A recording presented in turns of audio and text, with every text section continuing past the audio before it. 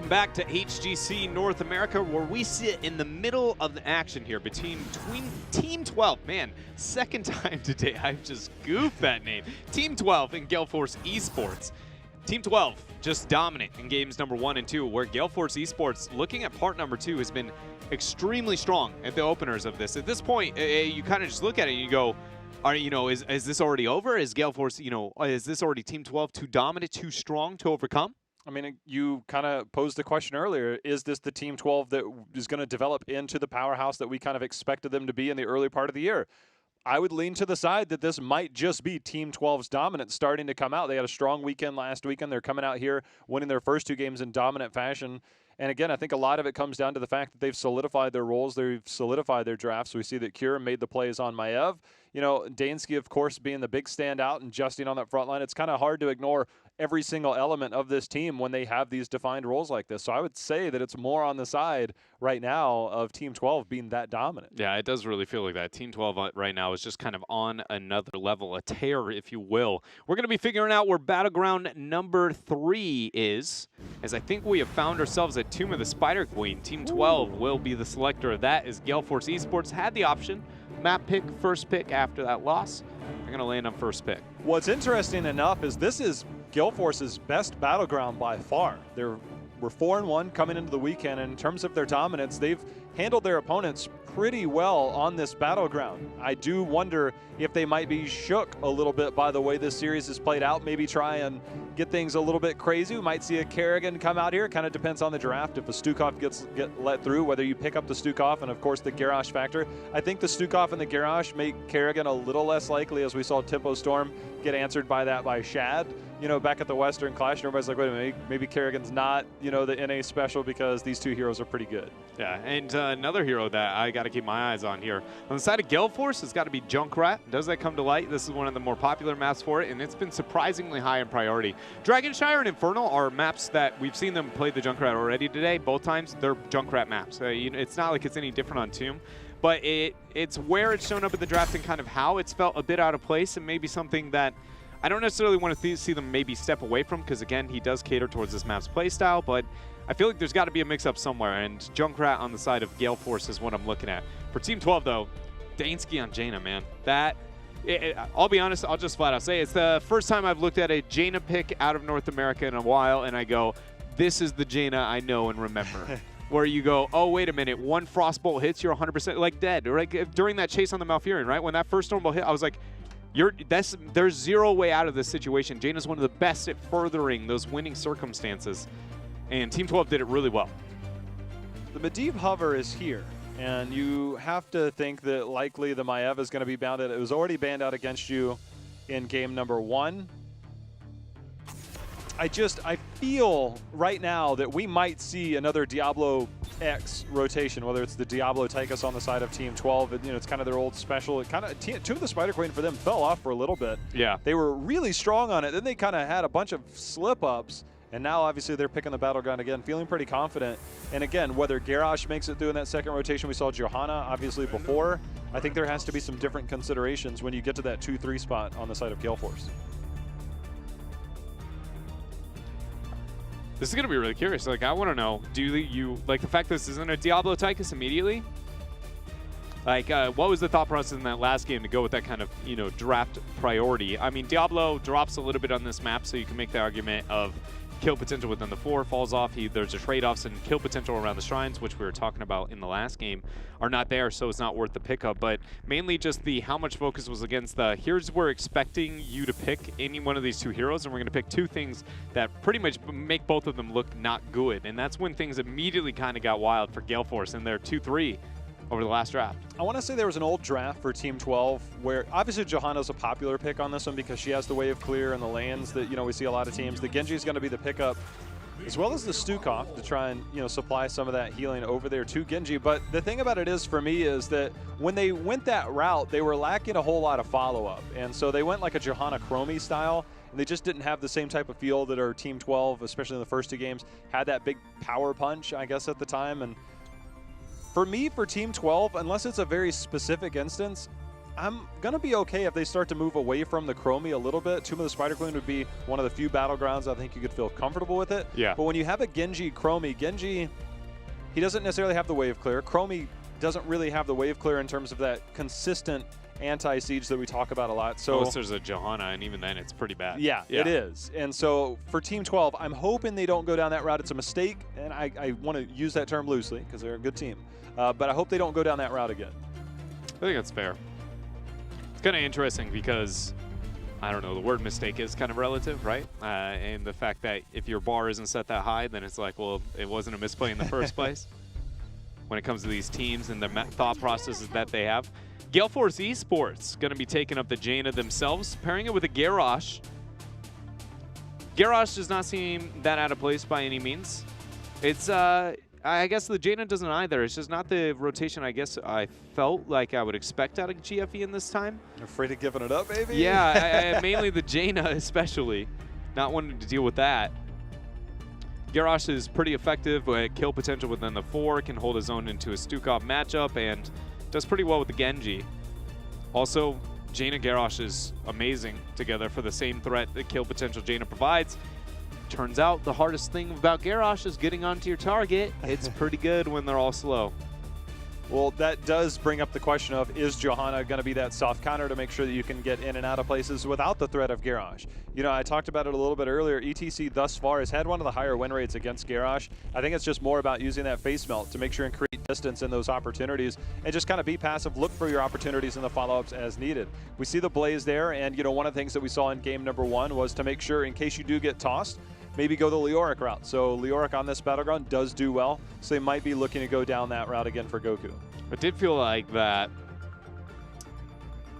I guess. Oh wait, you're talking about the Leo route versus that we saw Goku. Garrosh Yeah. One, yeah. I was just gonna say. I feel like this Blaze ban forces the mouth hail ban, which then goes like, what is that tool gonna be? But that's a great point. That we did already see them feel comfortable moving into that Leo. I will say Leo into Jaina is a little bit awkward, though. It's even when you end your Wraith Walk, you're still slowed. And you're still going to get hit by the Ice Lance. And so it just goes, I can stop my Blizzard now, or I stop my, essentially my Wraith Walk now, and get still just chain Ice Lanced, or I can take a lot of Blizzard damage and still go like 10% and possibly still within lethal range. So it's one of those, he suffers into poke and large amount of burst damage, and Jaina isn't far enough at a range for me to call it poke, but it's close enough to be able to get away with it there.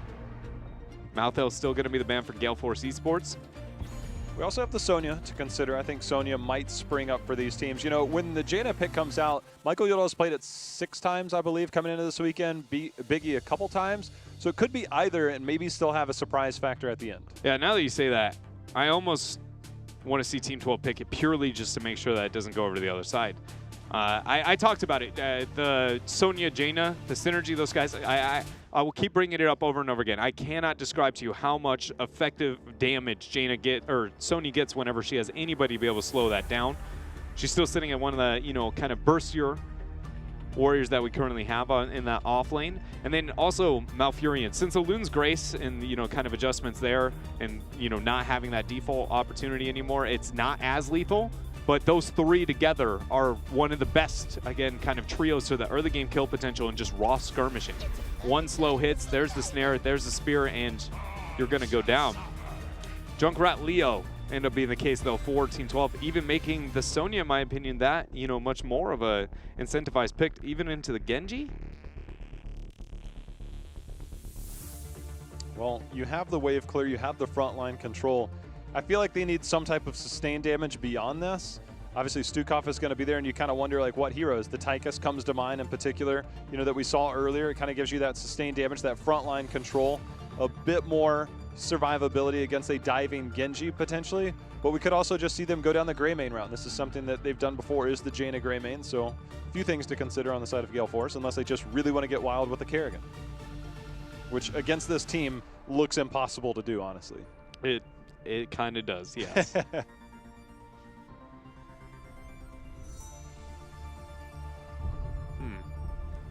I feel like I would really... I don't know what I want that DPS to be honest with you, to join the Jaina in the 4. If it is a Grey Main, it's okay. Tychus and Dahaka. This is the second time, I believe, I might be wrong because I brought a different notebook today than the ones I wrote my original drafts in, but that we've seen Gale Force commit to the Dahaka on Tomb of the Spider Queen post-secondary ban phase at what I mentally documented as a kind of awkward moment. Feels still the same here on Tomb of the Spider Queen once again out of GFE. For Justin, this...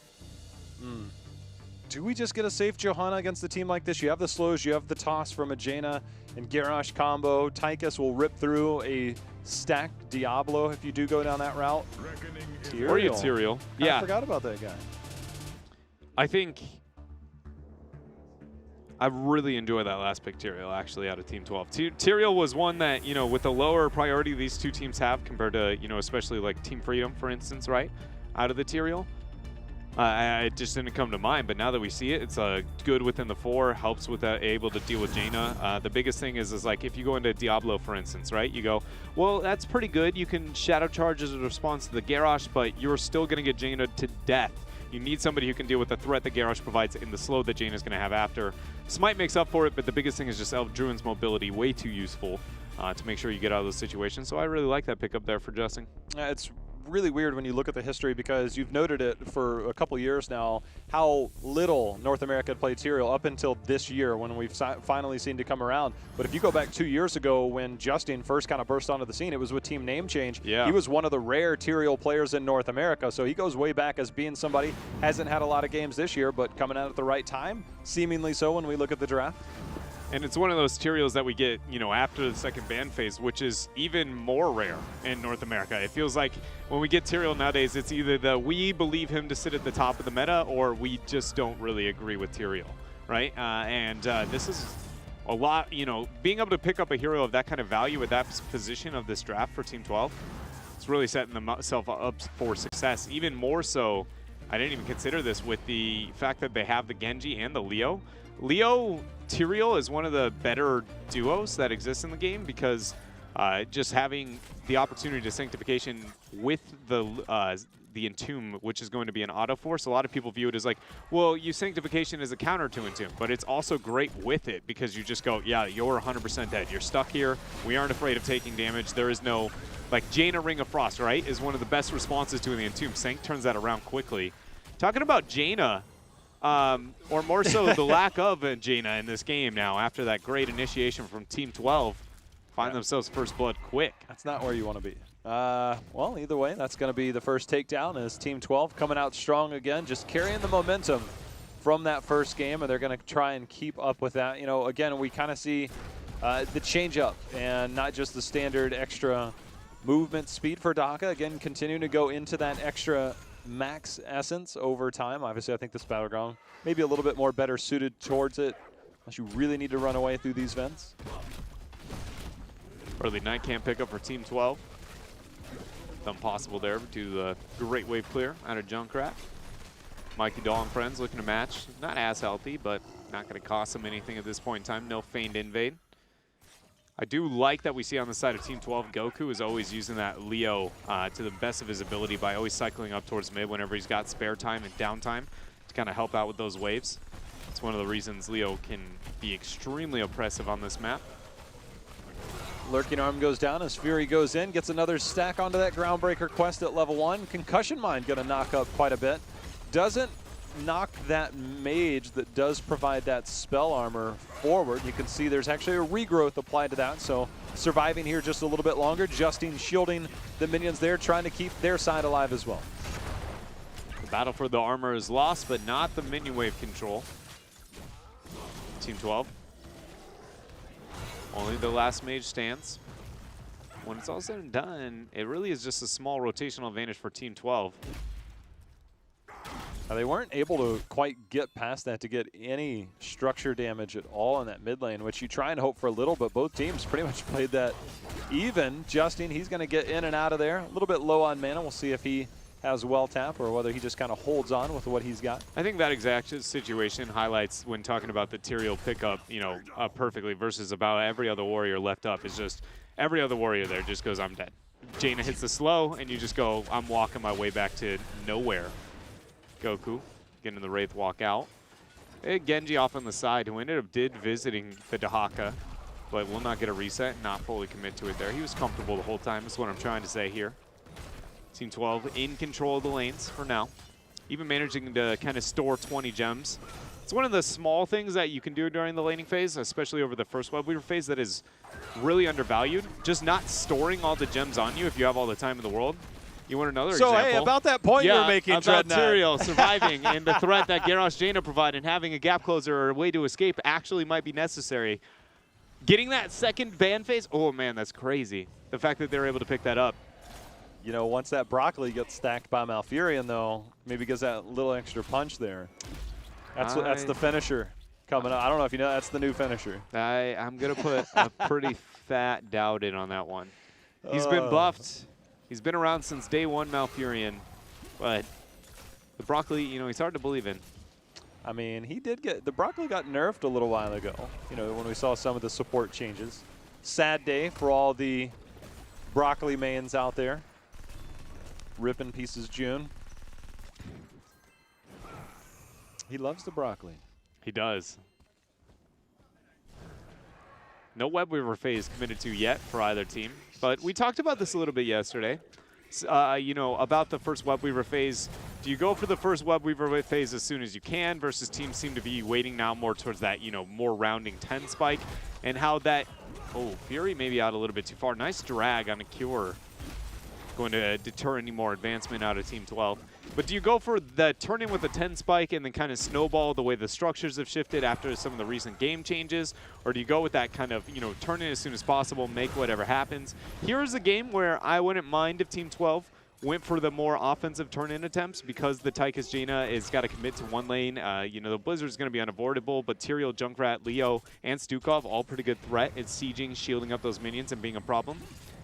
You know, my favorite part when we talk about this now is you talk about the 10 spike. Yeah. And the 10 spike actually comes through potential turn-in around that 8.5 mark, because you start to get those fort walls down. You get one fort wall down, you're looking at 9.25. As you start to move up, you keep your solo laner in the bottom. A lot of teams rotate to the top. And all of a sudden, once you get a couple of walls down, a couple of turrets down, that 10 spike is very much a threat. And this would kind of be that moment, that 5.5, 6 minute mark, is where kind of that prime time where we see a lot of teams get a lot of value out of the first turn-in. We'll see Gale Force on the backside. Looks like they might have that turn-in. Huge knock up there from Fury is the thing that allowed them to confidently get that hold off the interrupts there.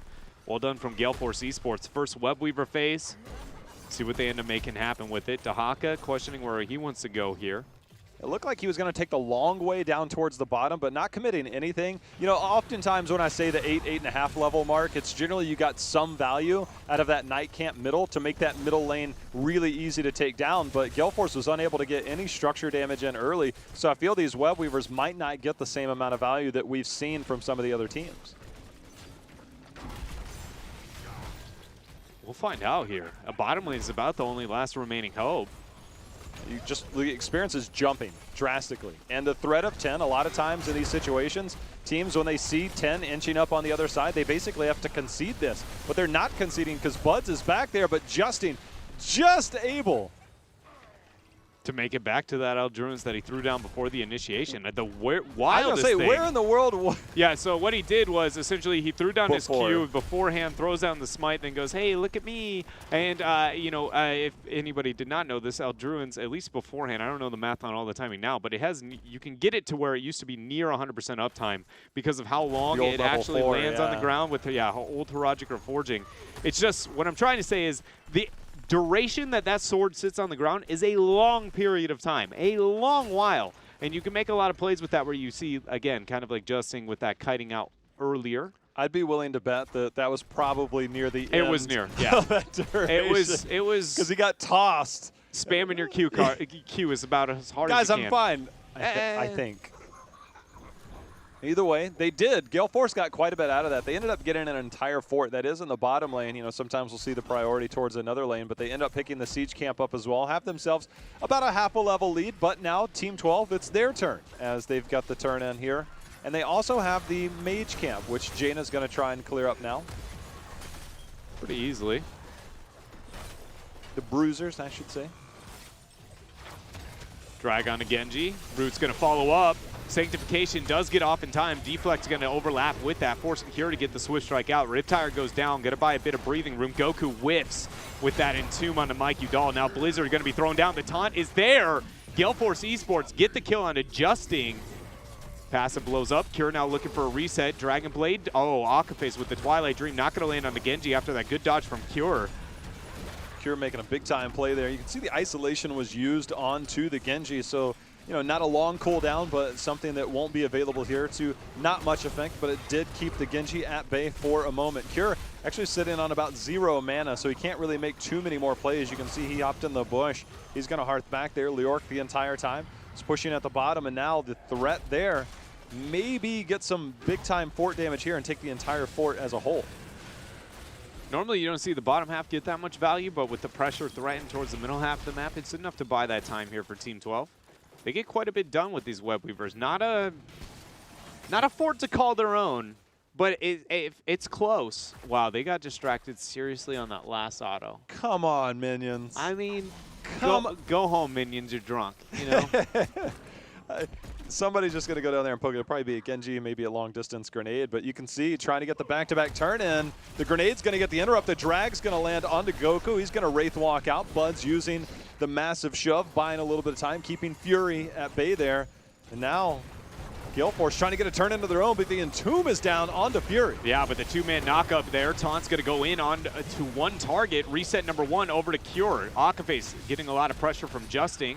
Still has the Sanctification if needed. Going to throw down the Eldruins. Now Goku falling low. That's 28 gems. Mike Udall throws down the damage on the Jaina. Gets the heal from Akaface. And he ends up getting a huge trade there for Gale Force Esports. Now 1 for 3 in favor of GFE. Biggie in that Odin was doing work right there. You know, the back line of Biggie and Michael Udall, I talk about it a lot. I think it's very underrated with this team. Their record just hasn't kind of added up. But those are two big-time playmakers. When they're on, they're on. And they're finally picking up some steam here as they've got the level, or the almost full level advantage. They've got the kill advantage, and they've got some Web Weavers about to back it up and try and open this map up as we reach the mid-game, Dreadnought. So we do round this mid-game here. Gale Force, where are they going to kind of prep themselves with these minions? Dahaka's still sitting on bottom. Jaina only one to display herself towards top for now. That's quite a bit of damage there in the early going. You know, the bottom lane obviously with no fort standing. Goku going to be okay to just kind of casually keep that at bay. Team 12 turn their attention towards the top. Gale Force should be able to get mid-fort here. They got to be careful of potential dive. There's a flank coming in now. Cure and team are on the backside. The Entomb is going down. Goku's actually going to fall quite rapidly. Twilight Dream coming out in response, and 2 members of Team 12 already down. We're going to get a taunt in. That's going to make it 3. And Gale Force all of a sudden has put their foot on the gas, and they're not letting up. Yeah, that Twilight Dream, you might be asking yourself, like, why would you get there's just the one Twilight Dream out of the material? The answer is that interrupted the Sanctification that would have been the tool to not only keep them alive, the Tyrael in that 1-versus-1, but also the follow-up from the rest of the team trying to get kind of punishment and fight back. Gale Force is having none of it. With that advantage, the 16 here, they're going to march up towards this middle keep, claim it for themselves, they maybe even bottom. Yeah, as Dahaka, B-Kid been prepping that bottom wave for really the entirety of that Web Weaver phase. Well, if they can use this, sometimes you'll see this camp grab, used it as a distraction to defend middle. I think it's a little bit too early for that, and then kind of posture up on that bottom lane. I don't think they're going to be able to get much out of it at this point. Will turn their attention down towards the bottom. Gale Force Dreadnought is only 4 gems away from another turn-in. If they go back-to-back to back, we could be looking at that bottom keep falling. That top fort, however, still standing. B-Kid, he's going to get locked in for the moment. Malfurion Roots uses the Tunneling Claws. There's no way he survives this. Oh my, the Welly. Bud's now looking to join in. Massive shove. Mike Udall right back. The Welly left without its master. It'll come back home. That's one of those times where it's like, all right, let's fight, let's fight. All right, guys, actually, we're just going to have to walk away. Feels bad, but they actually have enough gems. And with that siege camp at the bottom, Gale Force might potentially get a very strong push. They're not quite turning in yet. I thought that they might just go ahead with the turn, and they're still sitting on 7 gems. They want Knights stacking with mid. That's the only thought process I can see. That's more of a clincher of a game instead of, I think if they had got that there with the bottom lane being pushed out, you could look at double keep. Now, if you get this camp, it's still going to push middle. There's no keep to gain in terms of value. I agree that time sensitivity is probably going to outweigh the value that Snipe Camp is going to make happen. It does feel like that's one of those. Only if bottom keep was down and middle keep was still standing, I'd say I can see the thought process a little bit more. But because middle keep is going to be the it cleared the fastest, and you know that that's going to be the defense out of 12. Hold up, though. They found themselves one. It's Goku going there now into ghost form. 35 seconds, and he'll be back. I don't know what happened there, because it feels like he should have seen that coming, been able to wraith walk out. Maybe he was checking something else on the minimap. That's a very uncharacteristic play by Goku. Sense of security. Look at that. Now comes in the flank, gets the skeletal swing. Well, we question that camp. Now there's not much more of a question as Gale Force is looking to end the game here as Odin is popped. This is 13 minutes in. This Web Weaver phase can't end this. It's very early. Justin getting tossed around. No sanctification. Got to get the Eldruins. Goku falls. Now we got, what is that? Dansky now back on the Junkrat. Going to throw out the grenades. Bottom Web Weaver will get the bottom keep. Core shielding is still 100%. Good job by Cure tanking the the catapults. Now Gale Force move up again. Leo alive in 20. Justin keeping himself up. Well, there's Cure. Cure just barely surviving there as he gets out alive. Justin still very far forward. He goes down. Got to be careful. There he goes. Not able to get the trait value onto anybody effective, although Michael Udall took a few core shots on the way. But again, the shields still remain on this. Yeah, they're doing a good job holding this off. Top Web Weaver's now just going to drop. Team 12 end up only losing that bottom keep. No damage on the core whatsoever. Bud's trying to look for a big play there as that aggressive rotation from Jaina. Not going to get the punishment yet. They get this last stand over what is their last keep. This top keep, if it drops, it's not a 20 yet, but it's very close. Goku goes in with the Wraith Walk. Goes out with the Wraith Walk. There it is. 20 keep achieved. They, on the side of Team 12, are in a bad spot. Massive shove is going to knock Fury back one more time. If B-Kid is able to land something with a Riptire in return, double ice block is going to be there, but the minute they come out, they get hit. But Goku going down again, Dreadnought. Oh, but Justin getting hit by the knockup. He needs to keep himself alive, at least long enough for a sanctification if they have any chance of holding out this game. But the containment, oh my, isolation there. Gale Force Esports, B-Kid clutching it out with the double silence is enough to get the first kill. Sanctification is still here for Justin, but with the lack of buds, it is going to be a lack of core health to boot. Gale Force Esports, after struggling in games number 1 and 2, is going to look dominant on Tomb of the Spider Queen and send us to a game 4. There's a reason why Leoric, I think, fell out of favor and just almost padding a few more stats there with a couple kills. But Gale Force, back to back, they ended up getting the third turn in. This is the Crucible. Oh, this isn't Crucible. B-Kid's like, look, if I'm not going to be back-to-back-to-back Crucible champs, I'm at least going to get back-to-back-to-back turn-ins. It's kind of the same thing. Kind of the same thing there. We went into that.